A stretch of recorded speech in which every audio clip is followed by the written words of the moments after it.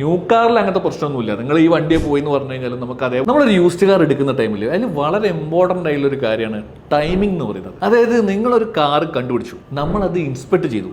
ഇൻസ്പെക്ഷനിൽ നമുക്ക് മനസ്സിലായി വണ്ടി പെർഫെക്റ്റ് ആണെന്ന്. ദെൻ നമ്മളത് നെഗോഷിയേറ്റ് ചെയ്തു. അതിലെന്തെങ്കിലും കുറയ്ക്കാനുള്ളത് ഒക്കെ നമ്മൾ സംസാരിച്ച് പ്രൊഫഷണലി സംസാരിച്ച് നെഗോഷിയേറ്റ് ചെയ്തൊരു വിലയിലെത്തി. അങ്ങനെ വിലയിലെത്തിക്കഴിഞ്ഞാൽ നമ്മൾ അതിന് ഉടൻ ടോക്കൺ കൊടുക്കുക എന്നുള്ളതാണ്. വണ്ടി മിസ്സാക്കരുത് ഒരിക്കലും. കാരണം അതുപോലെ അതേ ക്വാളിറ്റിയുള്ള മറ്റൊരു വണ്ടി നമ്മൾ കിട്ടുമെന്ന് പ്രതീക്ഷിച്ചിരിക്കുന്നത്. ഒരു എക്സാമ്പിൾ ഞാൻ പറയാം. എൻ്റെ 2020 മോഡല് 50,000 കിലോമീറ്റർ ഓടിയ വണ്ടിയുടെ ക്വാളിറ്റിയും എൻ്റെ ഒരു ഫ്രണ്ടിൻ്റെ ഈ 50,000 കിലോമീറ്റർ ഓടിയ വണ്ടിയുടെ ക്വാളിറ്റിയും തമ്മിൽ വളരെ വ്യത്യാസമുണ്ട്.